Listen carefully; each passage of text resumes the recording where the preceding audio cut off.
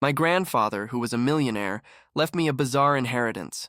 A safe filled with $10 million in fake cash and detailed instructions on how to make it look real. The lawyer opened the safe.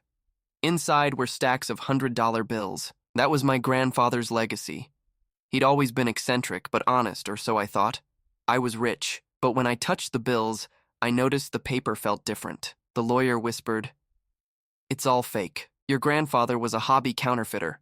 But he left a detailed notebook explaining the process, how to move the bills through small banks, where to wash the money, and which stores wouldn't notice the flaws. That's when I realized, to inherit his fortune, I didn't need the money itself.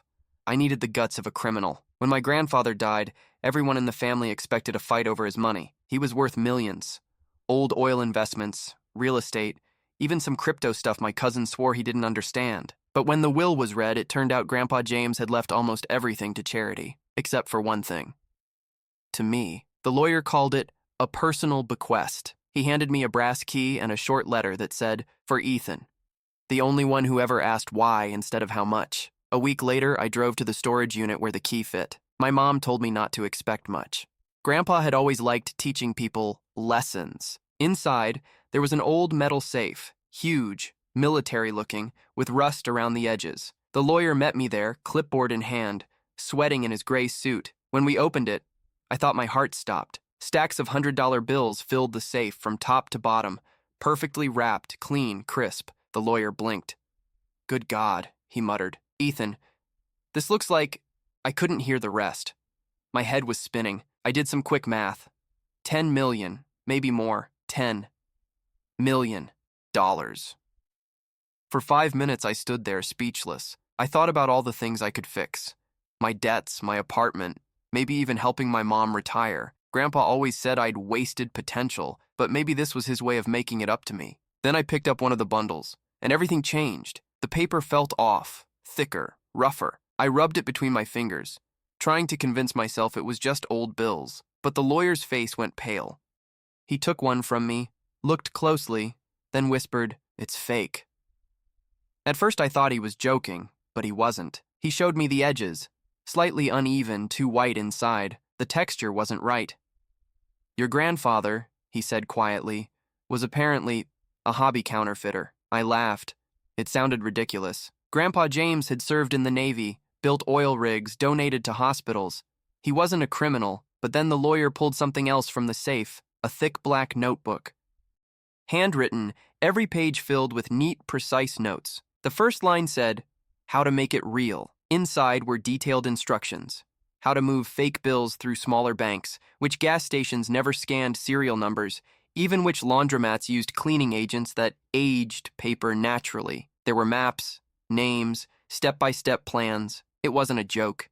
It was a manual. I felt my stomach twist. "So, what the hell is this?" I asked. The lawyer sighed. "He wanted you to have it. I don't know why.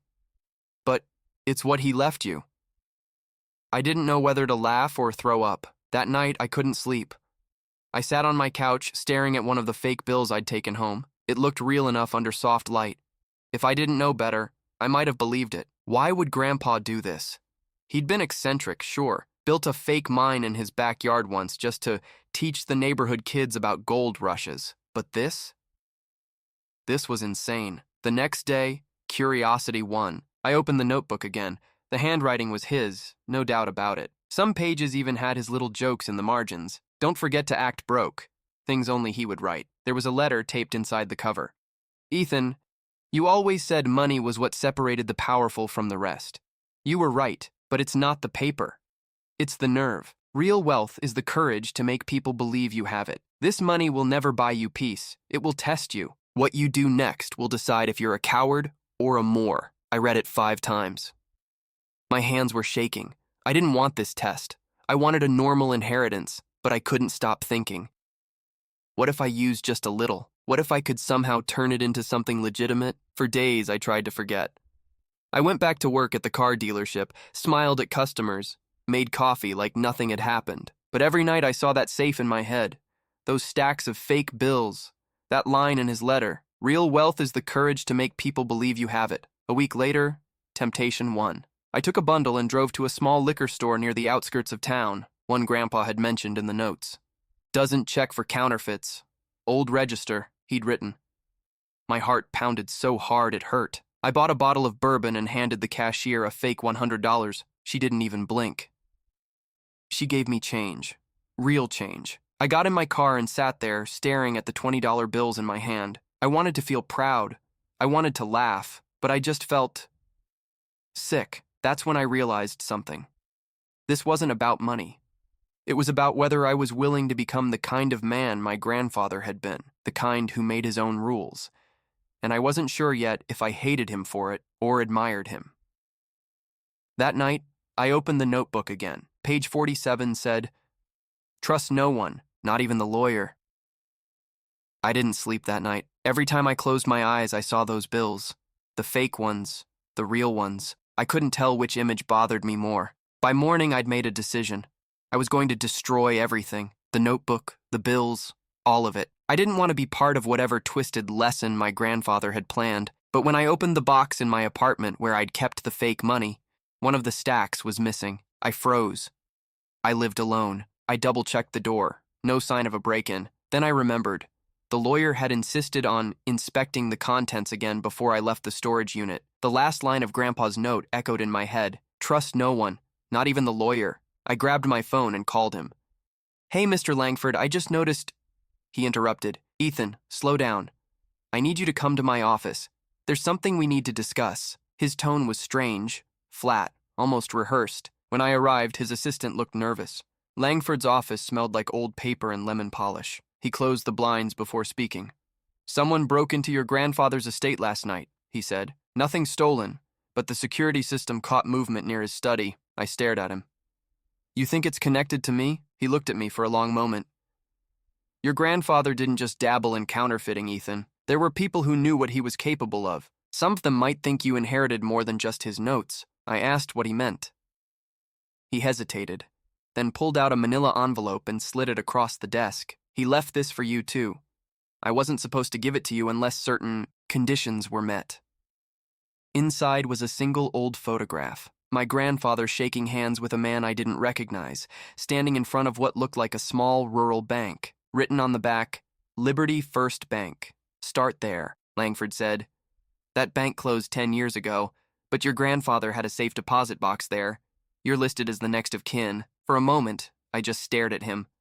This had to be a joke. My grandfather had set up some kind of posthumous scavenger hunt. Fake money, hidden bank boxes, secret notes. Still, I took the photo. Curiosity was stronger than fear. On my way out, Langford said, "Ethan, whatever you find there, don't try to use it. Promise me." I nodded, but I didn't mean it. Liberty First Bank was an hour outside Austin, in a half-abandoned town called Burnett. The old brick building was still standing, now converted into a storage facility. I tracked down the owner, a guy named Tom, who looked like he'd rather be anywhere else. When I showed him the paperwork and ID, he shrugged. "Yeah, we got some of the old boxes in the basement. You're lucky. Most people never came for their stuff." He led me down a narrow stairway that smelled like dust and old paint. Rows of metal boxes lined the walls. My key fit perfectly into one near the bottom. Inside, there was no money, no documents, just a small silver flash drive and another handwritten note. "If you're reading this, Ethan, you've already touched the fake. That means you've crossed the line. What's on this drive will show you why I did it. But once you open it, there's no turning back." I took the flash drive to my car. I stared at it for a long time before plugging it into my laptop. It contained 3 folders: blueprints, contacts, and video. The video was dated 4 months before he died. My grandfather appeared on screen, sitting in his workshop, wearing the same denim shirt he'd always worn when working on his inventions. He looked older than I remembered. Tired, almost desperate. "Ethan," he began, his voice shaky but calm. "If you're watching this, I'm gone. You probably think this is about money. It's not. It's about trust. The kind that built empires and destroyed them too. I made millions pretending to be honest. Then I made millions more pretending to be broke. Now I want to see what kind of man you are when you can't tell the difference." He leaned forward. "There's more fake money in circulation than you think. Not mine. Everyone's. Stocks, crypto, promises. It's all belief. You can use what I taught you to cheat the system or to expose it. Either way, you'll have to lie to someone." The video ended with coordinates written on the screen. A rural address outside Burnett. My pulse was racing. I didn't know if this was a confession, a test, or some deranged treasure map, but I drove there anyway. The coordinates led me to a rundown shed behind a burned-out farmhouse. Inside, I found a metal trunk with a tag, property of James Moore. When I opened it, I expected more fake money, but instead, there were old government documents, sealed envelopes, and a faded photo of my grandfather in a military uniform. On the back, "You were never supposed to find this." That's when headlights flashed behind me. A car had pulled up. For a moment, I thought it was Langford, but the man who stepped out wasn't the lawyer. He wore a dark jacket and looked at me like he already knew who I was. "Ethan Moore?" he asked. I froze. "Who are you?" He smiled faintly. "Let's just say I worked with your grandfather once. He owed me something. Maybe you have it now." And then he looked past me, into the open trunk. The man's voice was calm. Too calm. I could hear gravel crunching under his boots as he stepped closer. He was in his late 40s, maybe early 50s, military haircut. No badge, no uniform, but the way he stood told me he was used to giving orders, not asking questions. He glanced at the open trunk, then back at me. "You shouldn't be here alone," he said. I tried to sound confident. "This property belongs to my family," he smirked. "Not anymore." That's when I saw it. A small tattoo on his wrist. Faded but clear. 7R. I'd seen it once before, on an old photo of my grandfather standing beside a group of men in front of a military base. The caption had read, "Project 7R, Fort Bliss, 1989. He noticed me looking. "So, you know what that means?" I didn't answer. My heart was pounding so hard I could barely think. He took a step closer. "Your grandfather was smart. He made a lot of enemies. He stole something from us. Something more valuable than cash." I swallowed hard. "Then why are you talking to me?" "Because," he said quietly, "he left it with you." He nodded toward the metal trunk. Inside were several sealed envelopes stamped with old Department of Defense logos. I hadn't even opened them yet. He reached out his hand. "Give them to me, and we'll forget we ever met." Every instinct told me to hand them over. I didn't even know what they were. But something in me, maybe pride, maybe fear, made me close the trunk instead. "No," I said. "Not until I know what's in them." His expression changed instantly. The calm disappeared. "You don't understand what you're playing with, kid. James Moore didn't just counterfeit money. He counterfeited people, identities, records. You think this is some moral puzzle he left for you? He was covering his tracks." I felt the air leave my lungs. "That's not true." He looked at me almost pityingly. "You ever wonder how he got rich so fast after leaving the Navy? He didn't find oil, Ethan. He found ghosts, people who didn't exist anymore, and sold their names." My mouth went dry. He pointed to the envelopes. "Those files? They belong to them, the real ones. The ones your grandfather erased." For a second, I couldn't speak. Everything I thought I knew about my grandfather, the eccentric genius, the self-made man, the teacher of lessons, started to crack. The man stepped closer. "You can't fix what he did, but you can stop it from getting worse. Hand them over." I wanted to. God, I wanted to. But another voice in my head whispered, "Trust no one, not even the lawyer." So I lied. "They're in Austin. I didn't bring them all." He studied me, then nodded slowly. "If that's true, you'll bring them to me tomorrow. Noon, old railway bridge outside Burnett." He turned to leave, then stopped. "If you try to disappear, Ethan, we'll find you, just like we found him." And then he drove away. I stood there for a long time, shaking, trying to process what had just happened. I opened the trunk again. Inside one of the envelopes, there were copies of military IDs, names, photos, fingerprints. Some looked decades old. Some didn't. And one of them had my face. Different name, same photo. The ID said, "Michael Crane, classified civilian operative." My stomach dropped. I looked through the rest. Half a dozen documents, each suggesting someone had used my identity years before I was even born. My phone buzzed. A message from an unknown number. "Don't trust Langford. He's one of them."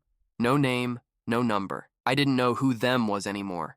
The lawyer, the government, or ghosts my grandfather had created. That night, I packed the envelopes and the flash drive into a duffel bag. I didn't call anyone. Not my mom, not my friends. I drove straight to a cheap motel outside the city, switched off my phone, and just sat there in the dark. I kept replaying the video of my grandfather over and over. His words felt different now. You can use what I taught you to cheat the system or to expose it. Maybe this wasn't about money at all. Maybe it was about truth. At 2 a.m., there was a knock on my door. 3 short taps, a pause, then 2 more. I froze. The same rhythm my grandfather used to knock when I was a kid. I stood there, paralyzed, listening. Another knock. Louder this time, then a voice I recognized. Ethan, it's Langford. Open the door. We need to talk. I didn't move at first.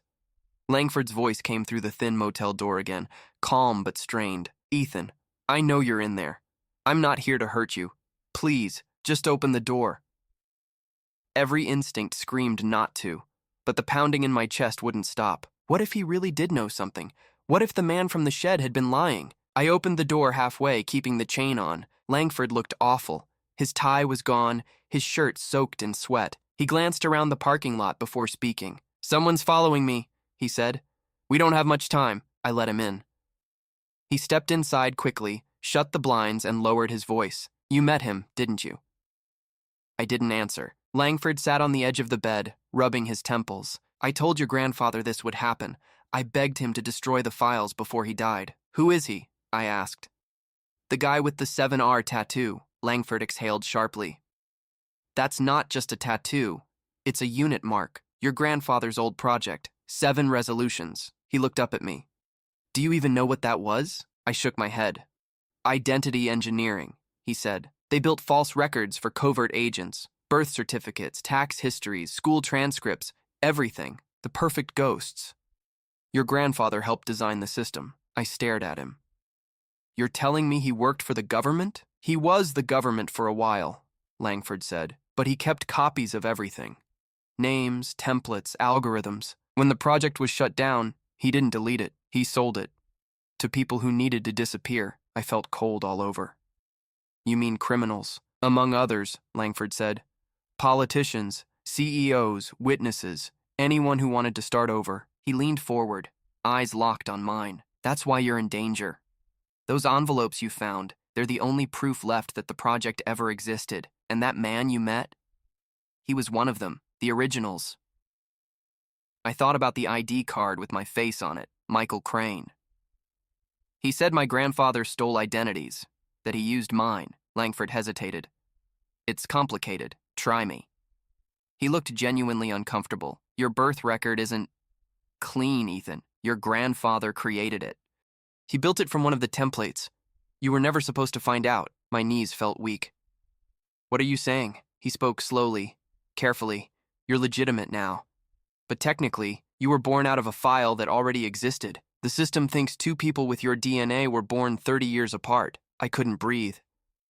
He said you were special, Langford continued, that you were proof he could rewrite a life from scratch. But when the agency found out, they cut him off. That's when he started counterfeiting money, because it was the only thing left he could control. I sat down, dizzy. My entire life, my identity, had been one of his experiments. Langford lowered his voice. You need to hand over the files, Ethan. You're not safe with them. I almost agreed, but then I remembered the message on my phone. Don't trust Langford. So I lied. I already did. The man with the tattoo took them. Langford studied me for a moment, then nodded slowly. Then you're free of this. But the way he said it sounded rehearsed, almost relieved. He stood up, adjusting his jacket. I'll handle the rest. You should leave Austin. Start fresh somewhere else. He walked to the door. For a second, I thought that was it, that maybe he really was trying to help.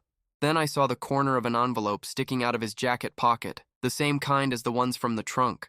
Before I could react, he opened the door and left. The next morning, I checked out of the motel and drove aimlessly for hours. I couldn't stop thinking about what Langford said, that my entire identity might be built on a lie. At a gas station outside Waco, I turned on my laptop and opened the flash drive again. I hadn't looked at the blueprints folder yet. Inside were scanned documents, fake IDs, altered tax records, digital seals, even templates for social security cards. Every file was named after a person. Halfway down the list, one caught my eye. Crane. Michael Template V2.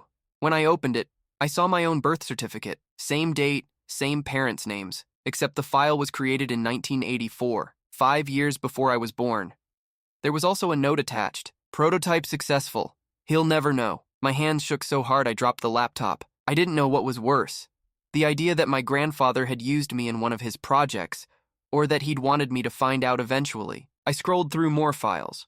Hundreds of identities, all traceable to people who might never have existed. It wasn't just counterfeiting money. It was counterfeiting humanity. Then I saw something else. A folder labeled Langford. I opened it. It contained scans of the lawyer's old ID. Same name, same face, but the birth date was different by almost a decade. Langford, too, was one of the ghosts. That's when my phone buzzed again. Unknown number. A text. He's lying. Meet me where it started. The safe. No name, but I knew who it was. The man with the tattoo. And for some reason I couldn't explain, I decided to go. I got to the storage unit just before midnight. The air was heavy, still, and the lot was empty except for one old pickup parked near the exit. The lights above the units flickered. Unit 47, the one that had once held my grandfather's safe, was unlocked. The padlock was hanging open, as if someone had already been inside. I hesitated before sliding the door up. The safe was still there, but the stacks of fake money were gone. All that remained was the smell of dust and oil, and that black notebook sitting neatly on top. Someone had been there recently. I turned around at the sound of a voice. Glad you came. It was him, the man from the shed. The 7R tattoo was visible again, his expression unreadable. He wasn't armed, at least not visibly. I figured you would, he said. He trained you to follow curiosity, didn't he? I didn't move. If you wanted the files, you already took them. Why am I here? He stepped closer, his eyes scanning my face, to understand what you are. What I am, I repeated. I'm his grandson, he shook his head. You're his creation. I wanted to tell him he was insane, but something in his tone made it hard to speak. He nodded toward the safe. He didn't just copy identities, Ethan. He built backups, contingencies. When a person disappeared, he made a version that could replace them. Someone real enough to hold their place in the system. The perfect ghost. I frowned. That doesn't make sense. You're saying I'm not real? He sighed. You're real enough, but your paper trail isn't. Your DNA, your documents, your entire existence were built out of data stolen from people like me. I felt sick. He said it was a test, an inheritance. The man laughed quietly. It was a cleanup. He knew the agency was closing in, and he needed someone who could burn the rest without drawing attention. You were his insurance policy. My voice broke. You're lying. He reached into his jacket slowly and pulled out a small envelope. Inside was a photo. My grandfather standing beside him holding a baby. My baby photo. On the back, version 3 successful. 1996. My hands started shaking. I backed away until I hit the wall. He wasn't your grandfather, the man said softly. He was your handler. He built you because he trusted you more than anyone else he ever made. No, I whispered. My mother, my family, were given new lives too, he said. He protected them the same way he built you. Through lies. I wanted to scream, to punch something, to make it untrue, but deep down, part of me already knew. The inconsistencies in my childhood, the missing documents, the stories that never quite lined up, all of it made sense now. The man looked almost sympathetic. I'm not here to hurt you. I just want the notebook. With it, we can end the rest. No more ghosts. I looked at the notebook sitting on the safe. For a second, I thought about handing it over. It would be easy. Walk away. Forget all of this. But then I remembered Langford's file on the flash drive. He was one of them too. They all were. How do I know you're not using me too? I asked. He smiled faintly. You don't. We stood there in silence for a long time. Finally, I picked up the notebook and flipped to the first page. My grandfather's handwriting. If you're reading this, Ethan, it means the system has failed again. Don't destroy what you don't understand. Build something better. I looked up. He didn't want it gone. He wanted it continued. The man's jaw tightened. And that's exactly why it has to end. He reached for the notebook, but I pulled it back. Stop, I said. You said he built me as a backup. Then maybe that's what I am. His last chance to fix what he broke. He took a step forward, his voice low. If you keep that notebook, they'll never stop looking for you. Then let them come, I said. I want answers. He stared at me for a long moment. Then he turned and walked toward the door. Before leaving, he said quietly, Your grandfather used to say the same thing. It's how he got all of us killed. He left me there with the safe, the empty space where millions of fake dollars had been, and a notebook that might have been worth far more. I drove home before sunrise, exhausted, hollow. My apartment felt smaller than ever. I placed the notebook on my desk and opened it again. At the very back, behind a glued flap, I found one last folded page, a name, an address, and one line written in faded ink. The truth starts where the lie was born. The address was in Washington, D.C.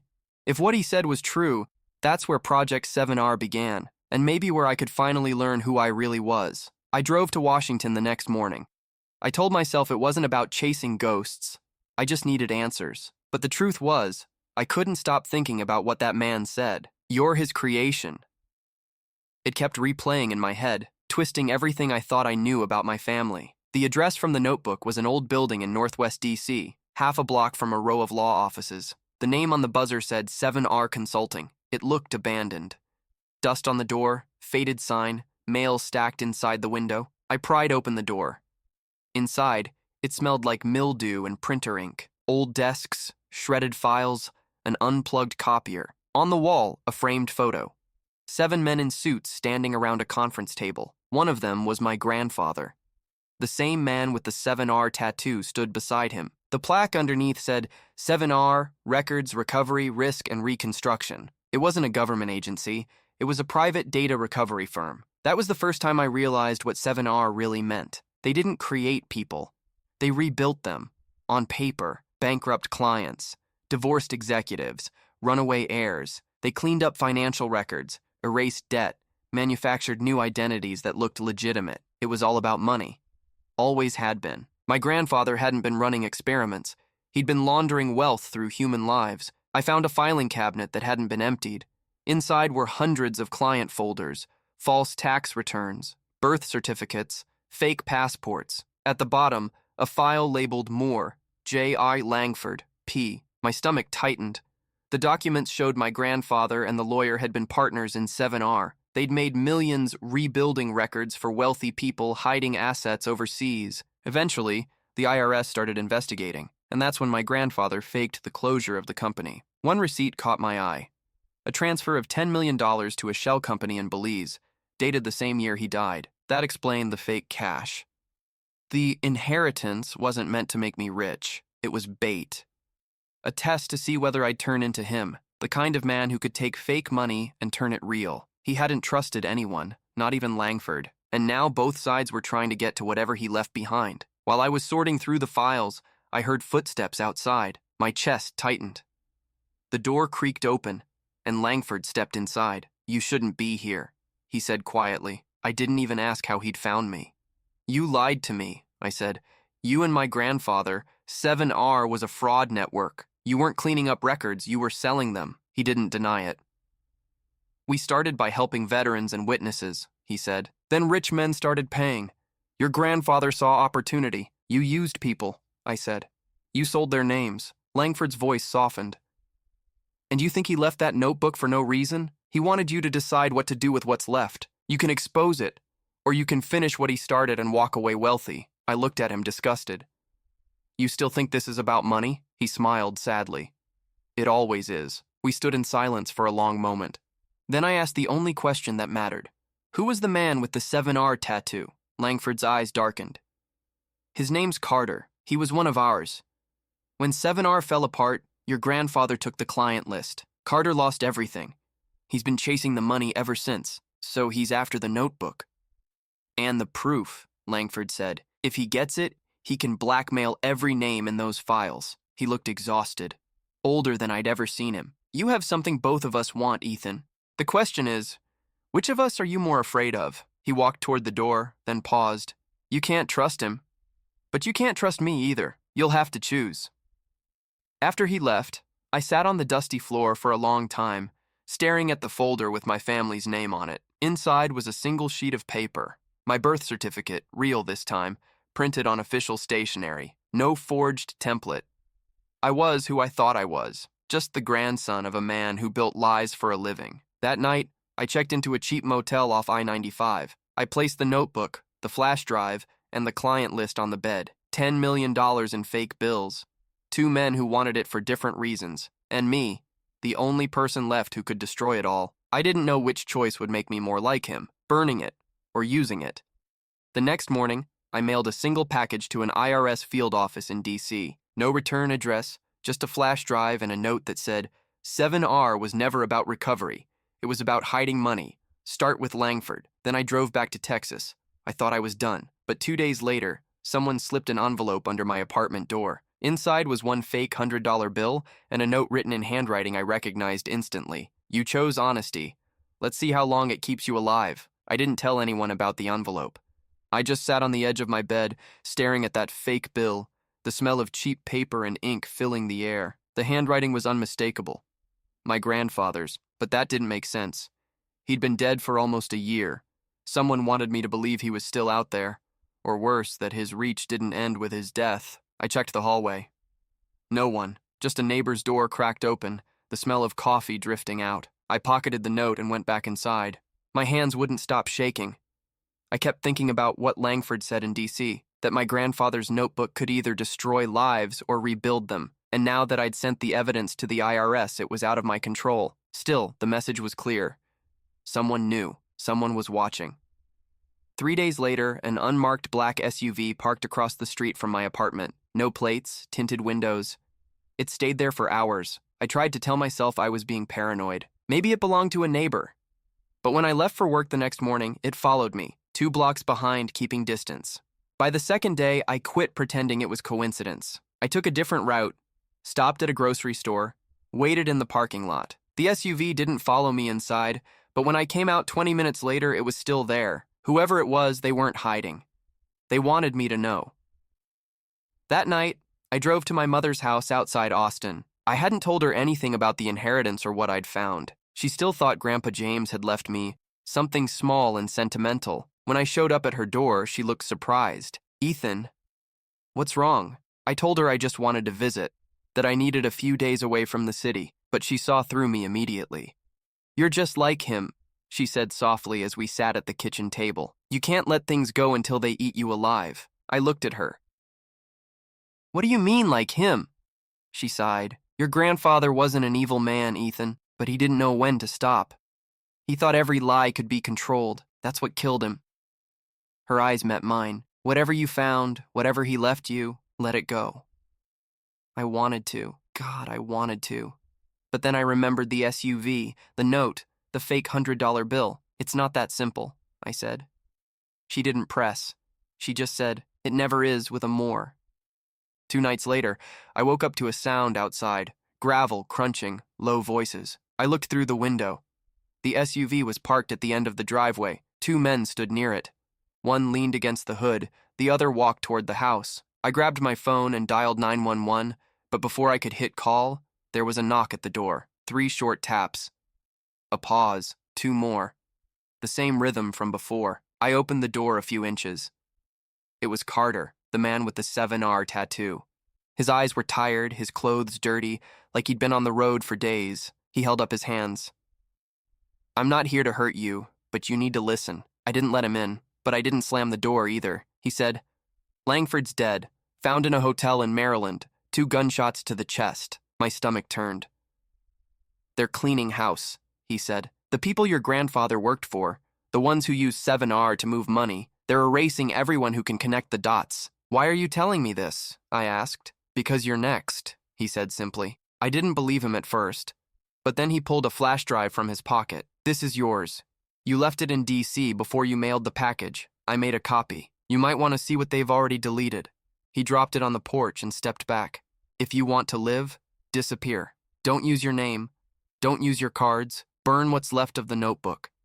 He started walking away, but I called after him. Why help me? He turned, his expression flat. Because your grandfather ruined my life. Helping you ruin his legacy is the only thing that still feels right. Then he got in the SUV and drove off. I plugged in the flash drive after he left. There were only 2 files left inside. One was a spreadsheet labeled 7R transfers, active accounts. The other was a video. When I opened it, the screen showed my grandfather sitting at his workbench again, this time older, weaker. If you're watching this, he said, then it means you tried to do the right thing. I used to think that mattered. But right and wrong don't exist when the world runs on belief. The real crime isn't faking money, it's faking trust. He looked directly at the camera. If they come for you, Ethan, don't fight them. Don't try to fix it. Just walk away. It's the only way to win. The video ended there.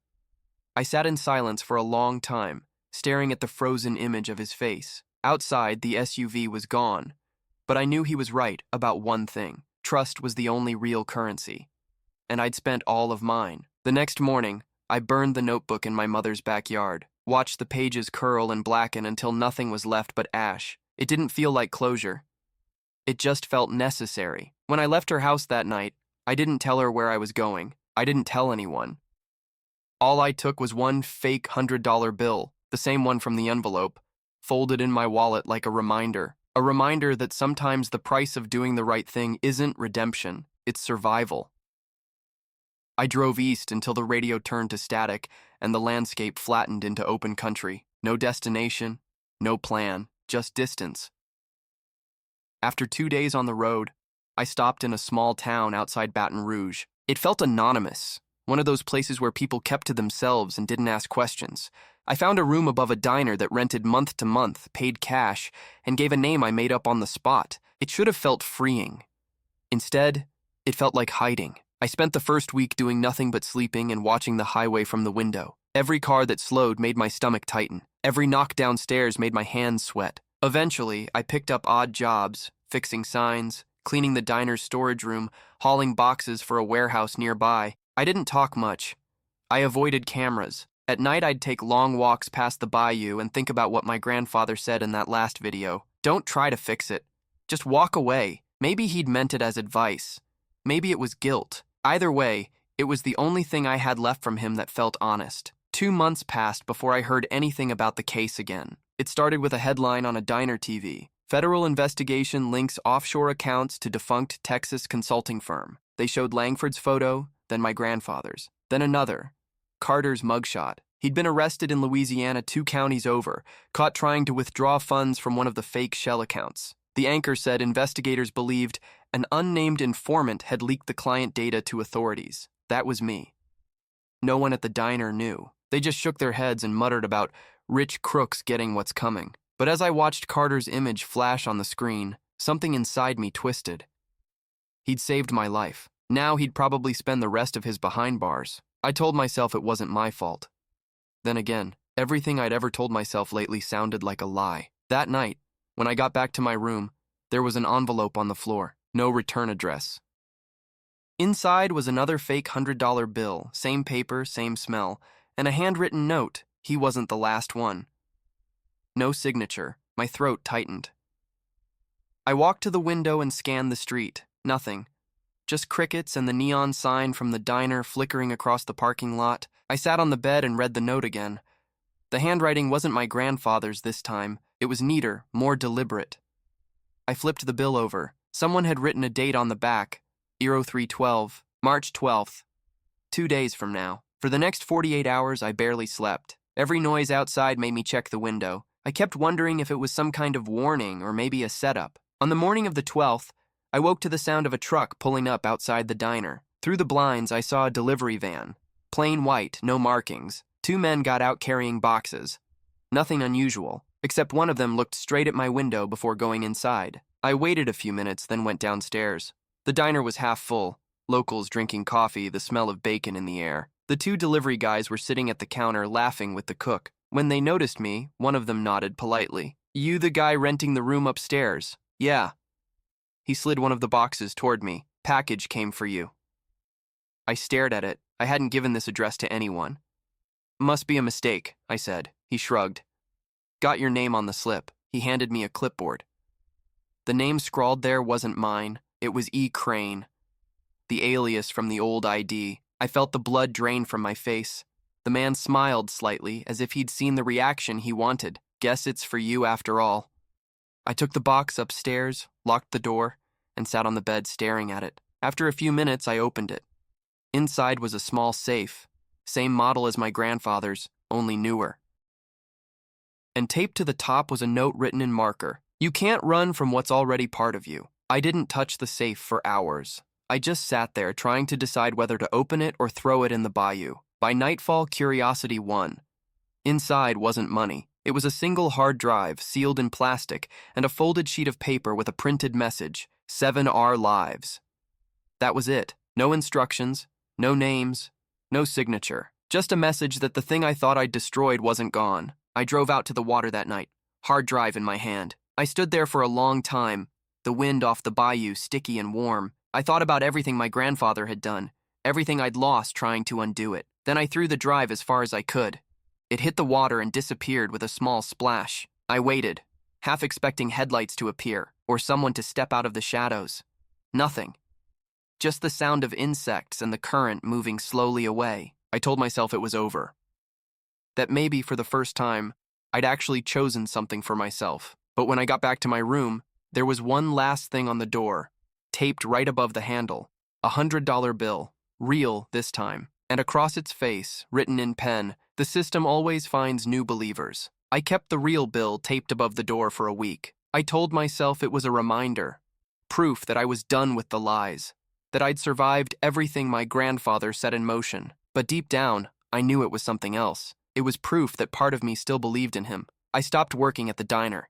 I couldn't focus anymore. Every time someone said my name, I waited for them to say it wrong, to call me Crane or Moore, or some other version of myself I didn't remember being. Some nights I'd wake up convinced I was still back in Texas, staring at that safe, waiting for the lawyer to tell me the money was fake. My life had become a loop of memories that didn't belong anywhere. I started keeping a notebook. Not like his. No schemes, no plans, just questions. When did he start lying?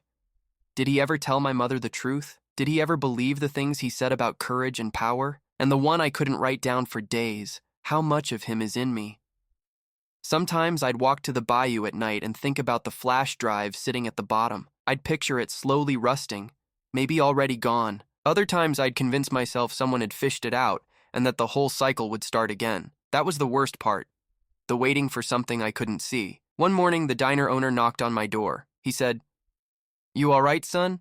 Haven't seen you around." I told him I was fine. He looked at me for a long time before saying, "You've got the same look as folks who don't know where home is anymore." I wanted to tell him he was wrong, but I couldn't think of a single place that felt like mine. After he left, I took the bill off the door and put it in my wallet, next to the fake one, real and false side by side, exactly how my grandfather would have liked it. I started dreaming about him again. Not the way he was at the end, frail, coughing, half blind, but younger, sitting at his workbench, the smell of ink and old paper around him. He'd look up at me and say, "You learned the lesson, didn't you?" And I'd ask, "What was it?" He'd smile that same tired smile, that truth and lies are just tools. It's the hands holding them that matter. Then I'd wake up with my fist clenched and my heart pounding. I didn't realize how much I'd started avoiding mirrors until one day I caught my reflection in the diner's restroom. Same brown eyes, same jawline, but something had changed. It wasn't that I looked older, it was that I looked familiar, not to me, but to him. I stared until I couldn't anymore. That night I drove for hours with no plan. I stopped at a rest area, sat in the car, and watched the highway lights pass. I thought about calling my mom, telling her everything, asking her who my grandfather really was, but what good would that do?